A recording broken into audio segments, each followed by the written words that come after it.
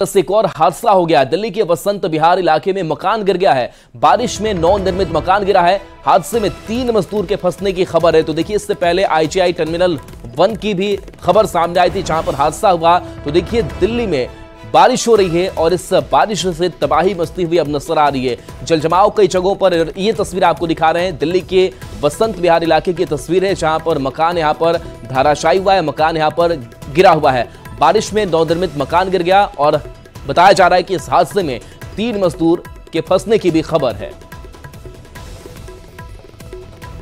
तो मजदूरों को निकालने का काम लगातार जारी है और ये तस्वीर उस जगह की, उस स्पॉट की, जहां पर यह हादसा सामने आया है। बारिश में नवनिर्मित मकान गिर गया। तो दिल्ली एनसीआर में प्री मानसून की पहली बारिश ने जहां उमस भरी गर्मी से बड़ी राहत दी है, तो वहीं लोगों की मुसीबतें भी बढ़ा दी है। बारिश राहत के साथ आफत भी लेकर आई है। कुछ जगहों पर जल भराव और जाम की समस्या से लोगों को परेशानी हुई। हम आपको दिल्ली के 8 जगहों की तस्वीर दिखा रहे हैं, जहां बारिश होने से जल जमाव की समस्या से लोगों को काफी दिक्कतों का सामना करना पड़ा है। तस्वीरों में दिल्ली में जल निकासी की पोल खोल दी है। बारिश के बाद दिल्ली के अलग अलग इलाकों में जलभराव के कारण यातायात प्रभावित हुआ है। हर तरफ पानी ही पानी के कारण सड़कों पर गाड़ियां रेंगती नजर आई हैं।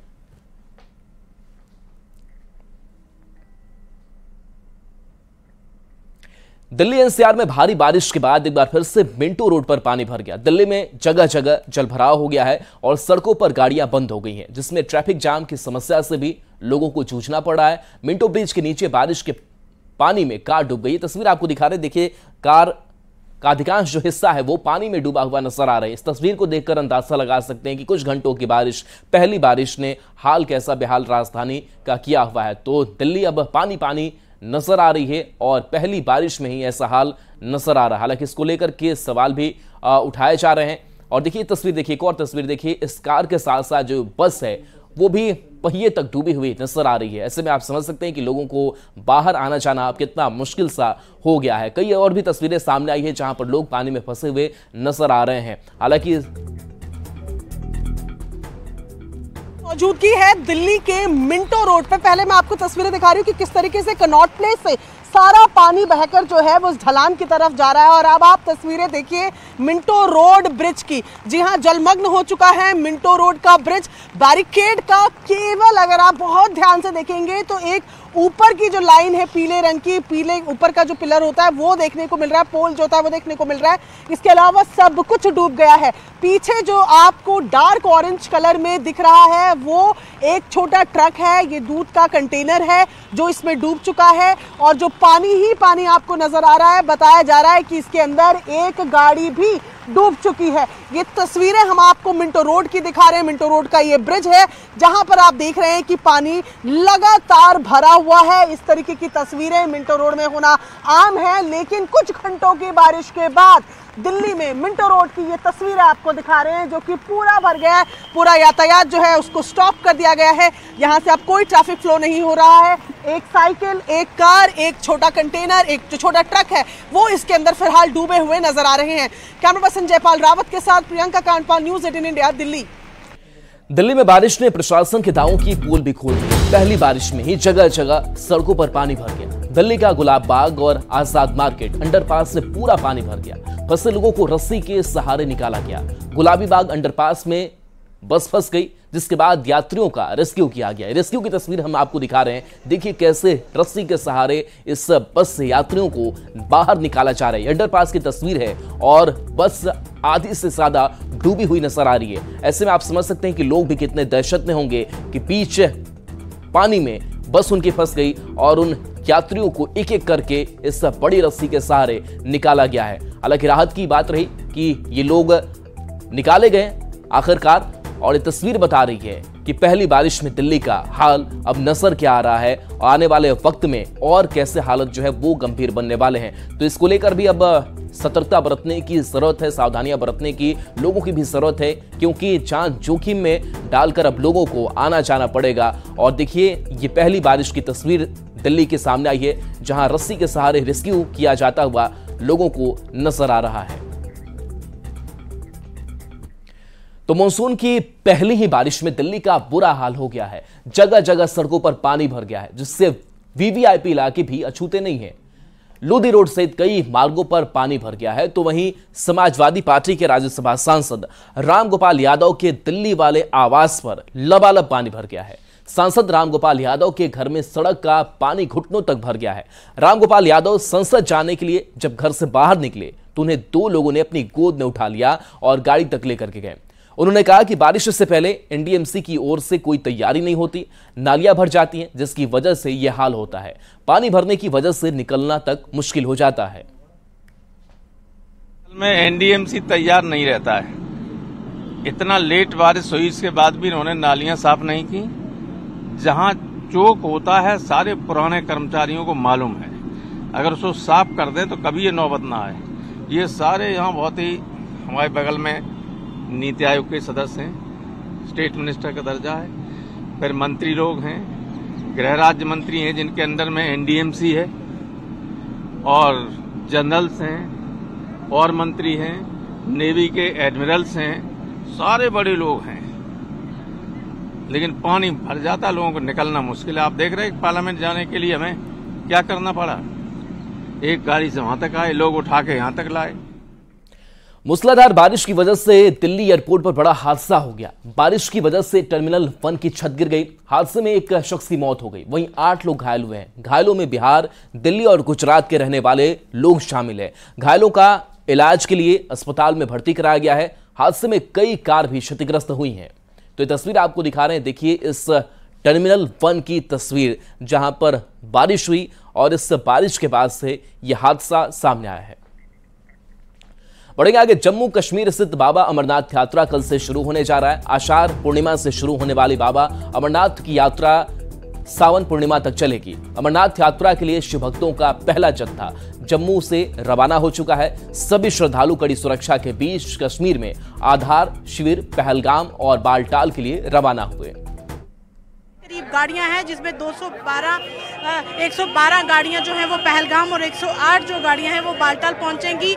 और बच्चे, बुजुर्ग और महिलाओं के साथ साथ जो लोग हैं, आज श्रद्धालु जो हैं वो बाबा बर्फानी के दरबार में पहुंचेंगे और कल पैदल यात्रा, घोड़े पर यात्रा और हेलीकॉप्टर में यात्रा शुरू करेंगे और निकलेंगे। और आपको बता दें कि देखिए किस तरीके से कड़ी सुरक्षा के बीच बाबा बर्फानी का पहला जत्था जम्मू से रवाना हो रहा है। एलजी मनोज सिन्हा ने विधिवत पूजा के साथ यहाँ पर आपने देखा किस तरीके से पूजा करके विधिवत मंत्र उच्चारण के बाद यहाँ से यात्रा जो है वो रवाना की है। और ये जो गाड़ियाँ हैं जो जम्मू से कश्मीर के लिए रवाना हुई हैं, जो कश्मीर के लिए रवाना हुई हैं गाड़ियाँ, और ये लोग इसमें यात्री जो है आपको बता दें कि बस में सवार होंगे और बस में से सवार यात्री जो है वो बालटाल पहुंचेंगे।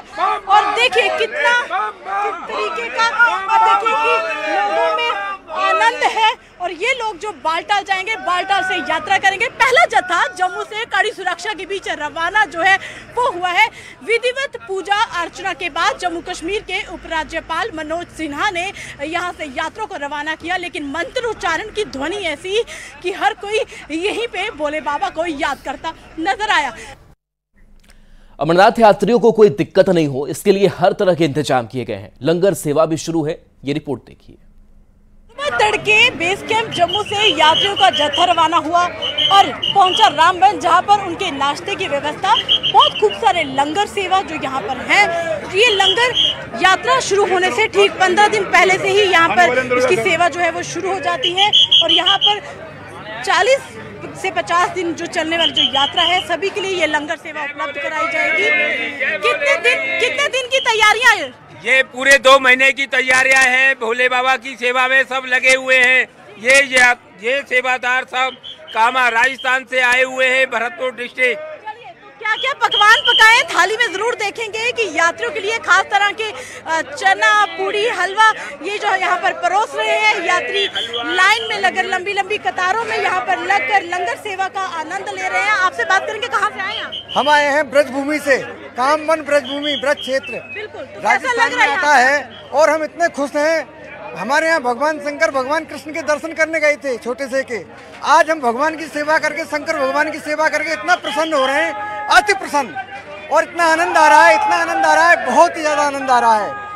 हिम स्वरूप में भगवान शिव कहाँ गुफा में विराज हुए, तो उनके दर्शन करने के लिए भला कौन नहीं जाए। तो देखिए किस तरीके से यहाँ पर जय घोष के नारे, महिलाएं भी यहाँ पर लंगर लगा रही हैं, आदमी भी यहाँ पर जो है लंगर सेवा कर रहे हैं। और ये 2 महीने की इनकी तैयारियां हैं। बेसब्री से इंतजार था कि जम्मू से पहला जत्था आज निकलेगा, उनको ये सेवा करवाएंगे। और देखिए किस तरीके से यात्री जो है लंगर सेवा का भरपूर आनंद जो है वो ले रहे हैं। इसके बाद रामबन से ये जत्था जाएगा लांबर, जहाँ पर सीआरपीएफ आगे यात्रा का जत्था सुरक्षा के साथ लेकर कश्मीर पहुंचेगी और कश्मीर से यात्रा पहुंचेगी Baltal.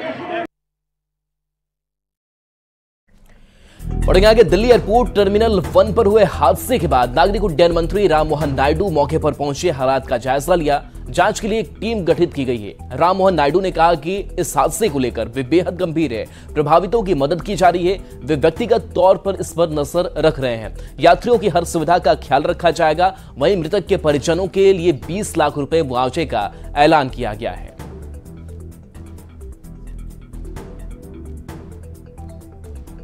Compensation has also been announced, 20 lakh for the deceased and also for the injured 3 lakhs. इसके बारे में मैं क्लैरिफिकेशन दे दूं कि जो प्रधानमंत्री साहब जो इनॉग्रेट किया वो दूसरा बिल्डिंग है, दूसरी तरफ है। जो यहाँ कोलैप्स हुआ है वो 2009 में पुरानी बिल्डिंग है, 2009 में जो उस टाइम ओपन हुआ था, तो उसके ऊपर जो इंस्पेक्शन करना है वो अभी करवाएंगे। सर विजुअल देखने में लग रहा है कि जो अंदर का आयरन बार से वो रस्टेड है, साफ दिखाई दे रहा है, उनपे पेंट भी नहीं है, तो इतनी लापरवाही कैसे थी? हमें अब तुरंत हम कमेंट नहीं कर सकते, इसके ऊपर तो थरो इन्वेस्टिगेशन होना है। और जो टेक्निकल एस्पेक्ट, जो फोरेंसिक या सिक्योरिटी एस्पेक्ट जो देखते हैं बिल्डिंग का, वो सब अपना रिपोर्ट देंगे, तो उसके हिसाब से हम ऑपरेशनल कब से होगा? After the report comes. T1 कब से ऑपरेशनल होने की उम्मीद है? T1 कल तक हम पूरी तरह से इंस्पेक्शन करवाएंगे। अभी तो पूरा इवैक्यूएट कर दिया है, कोई आदमी नहीं है अंदर, तो पूरा बिल्डिंग का इंस्पेक्शन पूरी तरह से होगा। उसके लिए थोड़ा टाइम लेंगे, तो इसलिए जब तक ये बंद है अभी T2 और T3 से उनके ऑपरेशंस चालू होंगे। नीट पेपर लीक मामले में हर रोज नए नए खुलासे हो रहे हैं। सीबीआई की टीम इस मामले की तफ्तीश में जुटी है। वहीं इसी मामले में मुजफ्फरपुर पुलिस भी प्रयागराज और राजस्थान के जोधपुर में छापेमारी कर रही है। दरअसल नीट का तार मुजफ्फरपुर से भी जुड़ा हुआ है। जब नीट की परीक्षा हुई थी तो मुजफ्फरपुर के डीएवी पब्लिक स्कूल मालीघाट में इसका केंद्र बनाया गया था, जहां से एक मुन्ना भाई पकड़ा गया था। प्रयागराज के एक बेहद प्रसिद्ध डॉक्टर के बेटे राज पांडे की जगह पर राजस्थान के जोधपुर एम्स में पढ़ने वाला छात्र हुक्माराम परीक्षा दे रहा था। हुक्माराम को परीक्षा के दौरान पकड़ लिया गया था, हालांकि उसे पुलिस को नहीं सौंपा गया था। इसको लेकर डीएवी की प्रिंसिपल भी संदेह के घेरे में आ गई थी।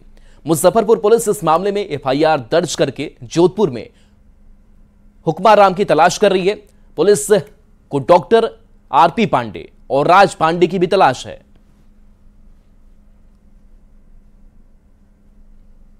हम लोगों ने नामपत्र सत्यापन किया है।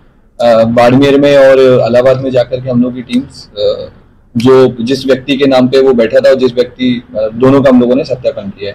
अभी हम लोग इसमें जल्दी वारंट कुर्की का प्रोसेस आगे लगवाएंगे। हुक्माराम का एड्रेस सर क्या पता चला है? हुक्माराम का बाड़मेर के वो रहने वाले। राजा पांडे के में पिता डॉक्टर भी हैं।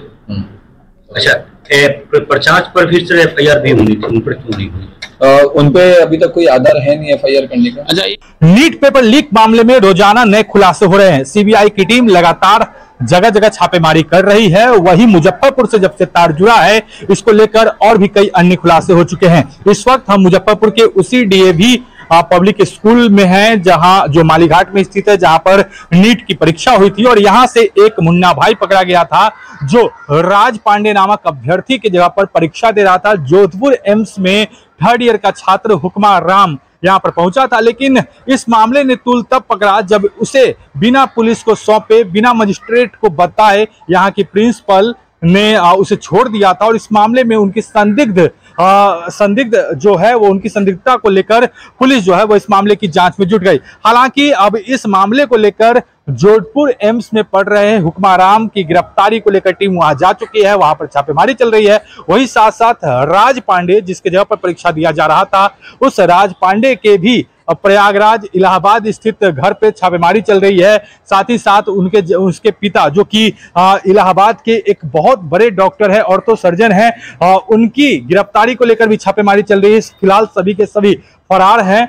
टीम अलग अलग, मुजफ्फरपुर की पुलिस टीम जो है वह अलग अलग जगहों पर पहुंची हुई है, चाहे वह जोधपुर हो, राजस्थान या फिर प्रयागराज हो, तमाम जगहों पर पुलिस छापेमारी कर रही है। उनकी गिरफ्तारी के लिए तमाम लोकेशन, तमाम जो ठिकाने हैं उन जगहों पर उनकी खोजबीन जारी है। अब देखने वाली बात होगी कि इनकी गिरफ्तारी होती है तो फिर क्या कुछ नया खुलासा सामने आता है। हालांकि इस मामले को लेकर मुजफ्फरपुर डीएवी जो मालीघाट स्कूल है वहां पर कुछ भी बताने से यहाँ के स्टाफ बच रहे हैं, ना तो वह कैमरे के सामने आ रहे हैं, ना ही कुछ बताना चाह रहे हैं। मुजफ्फरपुर से न्यूज 18 के लिए प्रियांक सौरभ। बेगूसराय में स्कूल में छात्राओं की पिटाई से नाराज अभिभावकों ने जमकर बवाल काटा। स्कूल के प्रिंसिपल संजय कुमार पर पिटाई का आरोप है। अभिभावकों का कहना है कि प्रिंसिपल संजय कुमार शराब पीकर स्कूल आते हैं और मामूली बात को लेकर बच्चों की पिटाई करते हैं, जिसमें कई बच्चे घायल भी हो गए हैं। मामला सदर प्रखंड के उत्क्रमित मध्य विद्यालय महमदपुर की है। मामला सामने आने के बाद पुलिस ने समझा बुझाकर लोगों को शांत कराया, लेकिन लोग आरोपी शिक्षक पर कार्रवाई की मांग करते रहे। छात्राओं का कहना है कि महिला शिक्षिका अभिलाषा कुमारी ने कई छात्राओं से कहा था कि वो अपना पासबुक अपडेट कर ले, इसलिए छात्र छात्राओं को स्कूल से कुछ घंटे की छुट्टी दी गई थी। लेकिन जब छात्र छात्रा स्कूल आए तो प्रधानाध्यापक संजय कुमार ने पिटाई शुरू कर दी। शिक्षक ने तमाम आरोपों को बेबुनियाद बताया। तो बोले क्या क्यों गए लंच के बाद, छुट्टी के बाद नहीं जा सकती थी। मैम बोले क्या, मैम बोले क्लास में बोले कि जाओ लंच होगा तुम भी जाओ कर लेना। हम आज सर इतना मुड़ के डंडा लेके सिर पे मार रहे थे। सर बुलाए थे, सर डांटे और मारे। किस चीज से मारा है? कौन सर? हेड सर पर लगाया जा रहा आरोप कि बच्चा को मारते हैं, क्या सही बात है? यस। कौन चीज से मारते हैं? छड़ी से। शराब भी पीते हैं क्या? सर हम ये नहीं जानते, शराब मारते हैं ऐसे? लड़की हेड मास्टरी के बगल में लुका गया, उसके ऊपर खींच के फिर मारा। और एक अन्य स्नेहा है, स्नेहा को मारा, वो बेहोश हो गया, फिर उसको उठा करके फिर मारा। हाथ गोड़ तोड़ के बेहोश करके छोड़ देता है। एक गलती करेगा, कितना दिन से बच्चा आपका पढ़ रहा है यहाँ? कितना दिन से? ये 1 साल से है। 1 साल से सिर्फ इसी को जो है बदनामी आ रहा है और किसी को नहीं आ रहा है। कुछ चार दीवारी नए हैं, तो रोड पर जाते हैं, खिड़की फेंक करके किताब फेंक देते हैं और टिकला गाछ में चढ़ जाते हैं। उधर पटरी है, रेल पटरी है, तो बच्चे भागते हैं। दोपहर का समय था, आए दिन एक्सीडेंट होते रहता है, तो लगता है कि बच्चा कहीं एक्सीडेंट न हो जाए, तो बच्चे को रोकते हैं। उसी दौरान आवेश में झूठ बोल रहे हैं, आवेश में बच्चे को थोड़ा सा डांटे। बिहार में अगले 3 जुलाई तक अलग अलग जिलों में मानसून का असर देखने को मिलेगा और अच्छी बारिश की भी संभावना जताई गई है। मौसम विभाग ने फिलहाल 24 घंटे के लिए अररिया, किशनगंज और कटिहार में भारी बारिश को लेकर चेतावनी जारी की है और लोगों से ठनका से बचने की अपील की है। तो बिहार के कई जिलों में अलर्ट जो है वो जारी किया गया है। मानसून को लेकर के ये अलर्ट जारी किया गया है और बता दें कि कुछ ऐसे जिले जहां मौसम विभाग ने फिलहाल 24 घंटे के लिए अररिया, किशनगंज और कटिहार में भारी बारिश को लेकर अलर्ट जारी किया है। और चलिए न्यूज़ 18 बिहार झारखंड पर खबरें आपके लिए लगातार जारी।